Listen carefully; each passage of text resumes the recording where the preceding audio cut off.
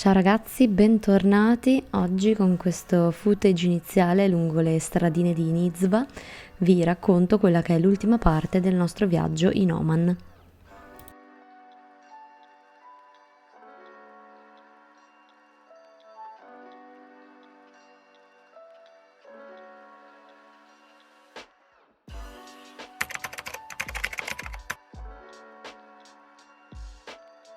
Jebel Shams, non so come si pronunci. Qui c'è una capra che vi dà il benvenuto. Ehi!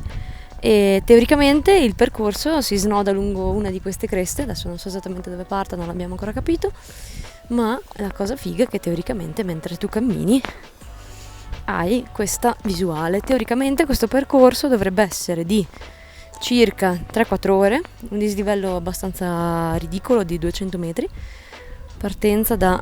siamo circa 1900 qua, siamo circa 1900 e credo che parte da qui adesso o da lì, non lo so, adesso cerchiamo di capire, e si chiama credo Balcony Hike, quindi dovrebbe essere un giro molto bello. Niente, c'è una macchina, è arrivata qua, evidentemente non ha seguito i cartelli e... Fai vedere da dove è venuta giù.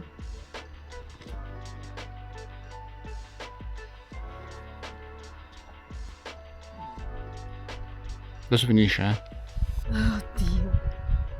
Da lì. Probabilmente. Visto come è messa, direi. Peccato come ha fatto ad arrivarci. Porca boia. Qui sappiamo come ci è arrivata.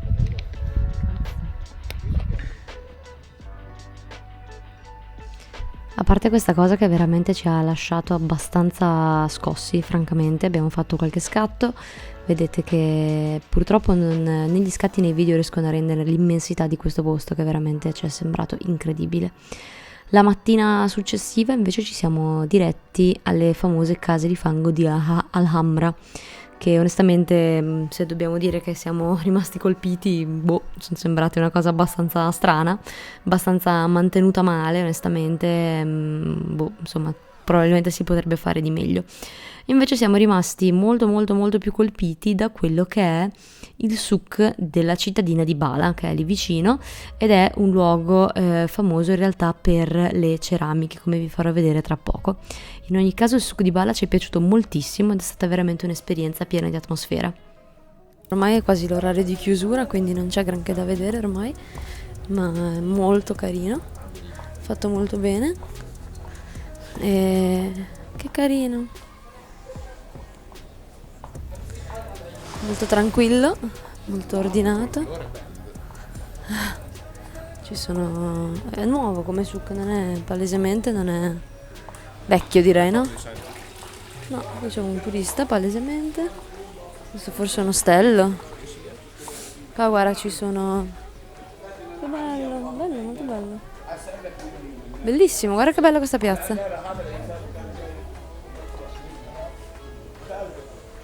Bello.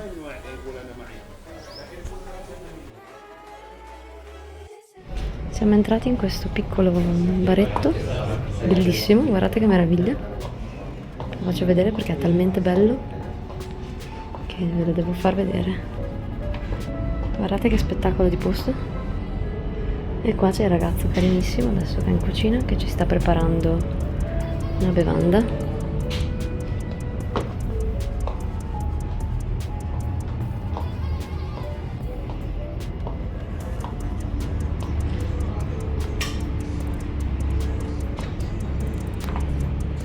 Dentro il succa.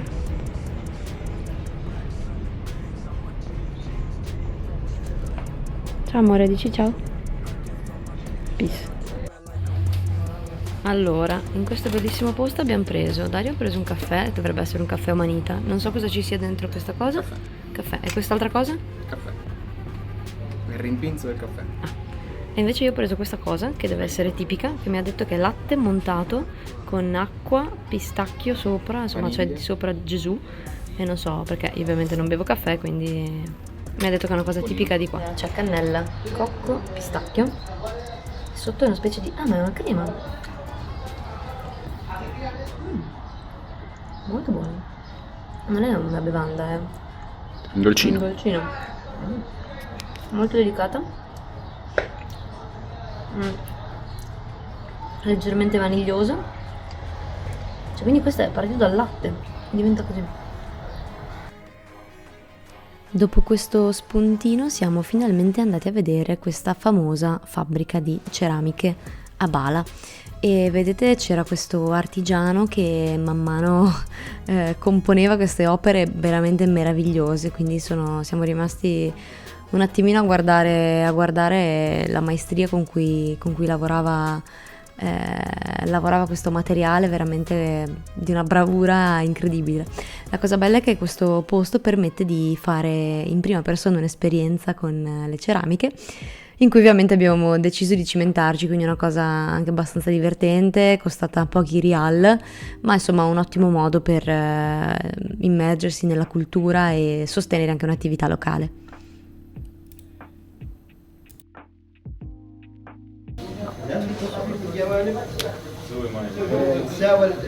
Mamma mia, guardate l'esperta. Che faccia l'esperta. È troppo alto, come faccio? È altissimo. La ragazza qua di fianco mi sarà brava, guardi. L'ho già fatto. Come faccio ad aprirlo di più? Bravo, aprilo così, aprilo tutto. Oh, guarda, sembra un vaso. Cerca di tenerlo. Sembra una piatto. ciotola. E il prodotto finale, questo bellissimo piatto da portata. Beh, è usabile. È usabile. Per dell'insalata, non è male. Il nostro argillaio, vediamo cosa tirerà fuori. Allora siamo alla rifinitura con scritta. Dopo, è venuto quasi un vaso, adesso vediamo se riusciremo a staccarlo, diversamente da come l'ho fatto col mio piatto che era perfetto, poi è stato, come dire, ha avuto un trauma durante lo staccamento. Dopo la fabbrica di ceramiche abbiamo ripreso la macchina e ci siamo diretti alla tappa finale di quello che era il nostro viaggio, quindi siamo ritornati fino a Muscat per passare lì gli ultimi giorni. E bisogna dire che sinceramente Muscat ci ha colpito moltissimo. Ci aspettavamo una città completamente diversa, invece abbiamo trovato un posto veramente bellissimo, non riesco a trovare un'altra parola. Come vedete nelle immagini è pieno di fiori con questo bellissimo mare davanti, organizzato, pulito, moderno, le persone sono estremamente cortesi, c'è pochissima gente quindi non c'è casino, veramente una cosa meravigliosa, cioè considerate che in quel momento era il 30 dicembre, insomma eravamo veramente a fine anno e trovarsi in questo posto in cui c'era questa primavera spettacolare sbocciata dappertutto, questo profumo di fiori, è stato veramente bellissimo. Il viaggio per tornare a Muscat è stato lunghino, quindi siamo arrivati abbastanza stanchi e come prima cosa ci siamo fermati in un ottimo ristorante di pesce proprio sul porto, dove siamo andati per ben 2 volte, abbiamo mangiato entrambe le volte in maniera divina, quindi adesso vi metto qui in sovraimpressione il riferimento, un posto veramente incredibile che mi sento assolutamente di consigliarvi e in generale mi sento di consigliarvi la città di Muscat perché è veramente un posto stupendo con questa passeggiata sul mare veramente meravigliosa. Il primo pasto a Muscat, pesciolino sfrigolante, la nostra limonata alla menta e adesso mangiamo che siamo morti. E adesso andiamo a fare un salto in spiaggia e pare che sia una spiaggia molto bella, una specie di lingua di terra che dovrebbe estendersi in mezzo al mare, una delle mete preferite dei residenti. Intanto vedete qualcosa della città, è veramente bellissima, tenuta benissimo, guardate che splendore, tutto pieno di fiori, uccellini, prati tagliati bene, ordinata, poca gente, bellissimo. Da questa zona che si chiama Kurum, non so se lo sto pronunciando bene, ma vedete che c'è questa lingua di sabbia con il mare un po' di qua un po' di là, questa spiaggia gigante e questo tramonto, ormai ancora non tramonto, quasi tramonto, stupendo. Si sta benissimo, l'acqua è calda, anche se sono ormai le 4:30, 5 del pomeriggio. Comunque si potrebbe benissimo fare il bagno, giorno 30 dicembre 2023. Abbiamo visto delle stelle marine qui sulla battigia, un pesce palla poverino morto in una di queste pozze che ci sono qua verso la strada. Niente, non so che dire, è veramente un posto spettacolare, dice Dario, che sta facendo probabilmente qualche foto. Guardate che sole, che bellezza, che non so parole. Bellissimo.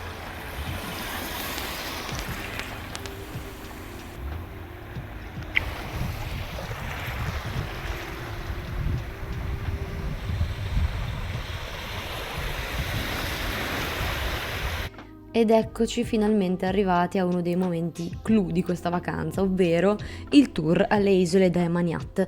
Sono delle isole a nord di Muscat, a pochi chilometri dalla costa. Sono veramente un paradiso naturale in cui è possibile, con delle ovviamente escursioni organizzate, fare snorkeling per vedere le tartarughe, eccetera eccetera. Francamente io non avevo mai fatto snorkeling, uno snorkeling degno di tale nome. È stata veramente una giornata meravigliosa, con un sole spettacolare, si stava da Dio, il posto era veramente mozzafiato, l'acqua era gradevole, tartarughe marine ovunque, bellissime, veramente bellissime, che insomma nuotare con loro è stato veramente stupendo in mezzo ai banchi di pesci. È stata una cosa bellissima. Il tour l'abbiamo fatto in barca e appunto siamo passati da un isolotto all'altro e veramente è stata una giornata pazzesca, veramente meravigliosa. Qui vedete quello che è il secondo isolotto che abbiamo visitato per la seconda parte del tour. Guardate quest'acqua incredibile, veramente indescrivibile. Poi immaginatevi il 31 dicembre chiudere l'anno così, è stato veramente meraviglioso. Ok, siamo arrivati qua, in questo brutto posto. Sono assolutamente commosso. Brutto posto, molto Posso dire che sono commosso. E questa è la spiaggetta in cui stiamo adesso e in cui possiamo nuotare. Bamba.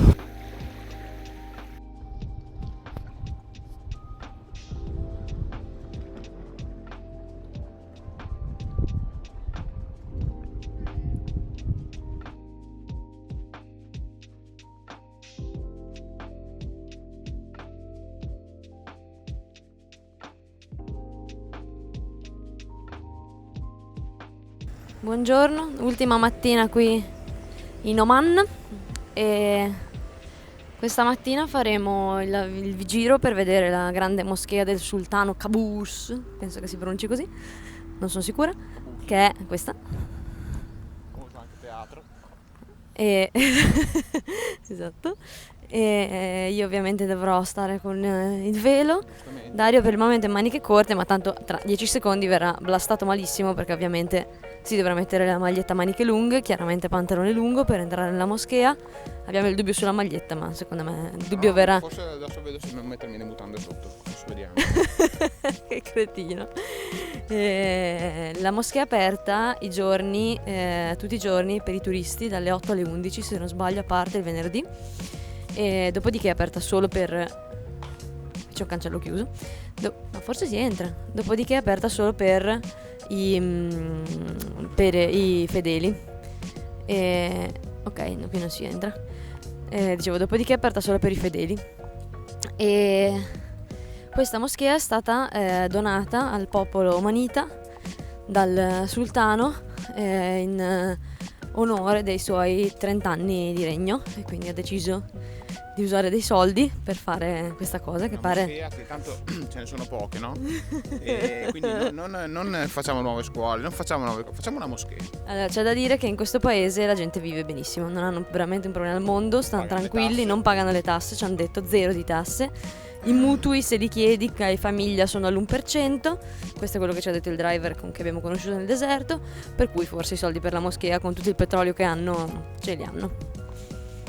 Questo è il bellissimo, veramente bello bisogna dire, cortile che c'è intorno alla moschea, veramente bello, impressionante, quanto è grande, che bellezza.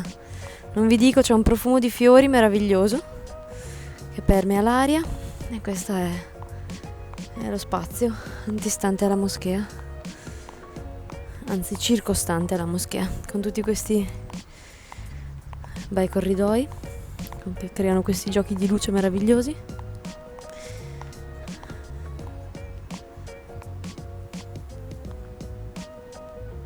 Eccoci qua.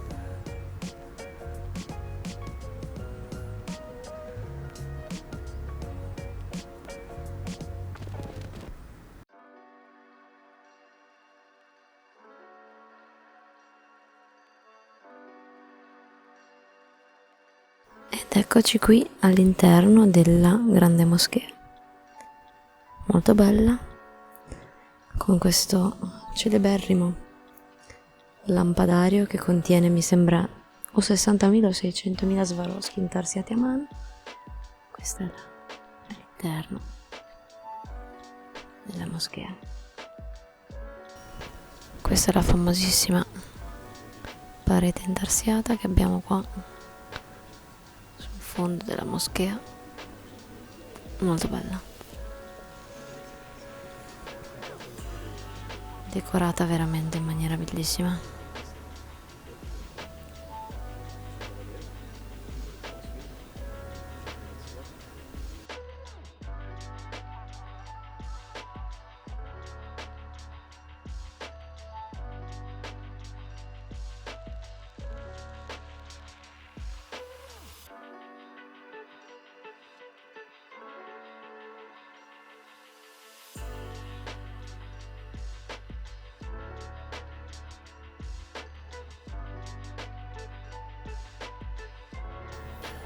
Elisa che cammina nella moschea.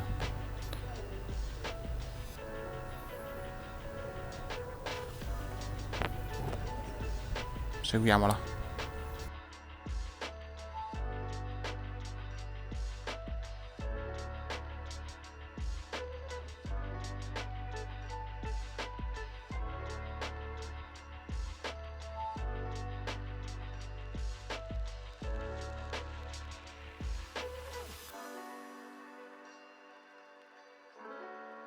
Devo dire che la moschea, per quanto io pensassi che non mi avrebbe colpito particolarmente, invece mi ha veramente lasciato un ricordo bellissimo di questi spazi incredibilmente luminosi, con questo cielo azzurro, questi marmi bellissimi che svettavano contro il sole. Veramente un posto emozionante, devo essere onesta, veramente meraviglioso, e un bellissimo modo per chiudere questa bellissima vacanza in Oman.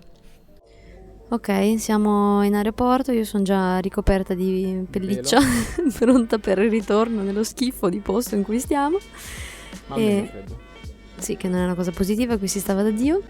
E la mattina, gli ultimi 2 giorni sono stati abbastanza complessi, punto 1, perché l'altra notte eravamo in una, diciamo, pensione familiare, in cui il letto era qualcosa di veramente al di là delle nostre possibilità.